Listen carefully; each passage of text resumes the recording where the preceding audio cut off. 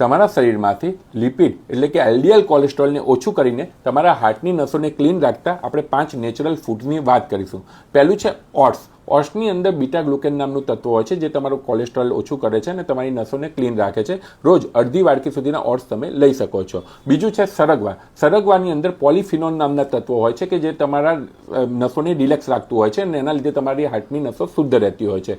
ત્રીજું છે અખરોટ. રોજ 4 થી 5 જેટલી અખરોટ તમે લઈ શકો છો કે જેની અંદર હાઈ ડોઝની અંદર વિટામિન ઈ હોય છે, એની અંદર ઓમેગા 3 ફેટી એસિડ્સ હોય છે જે તમારા કોલેસ્ટ્રોલને કંટ્રોલ રાખતું હોય છે. ચોથું છે મેથીના દાણા.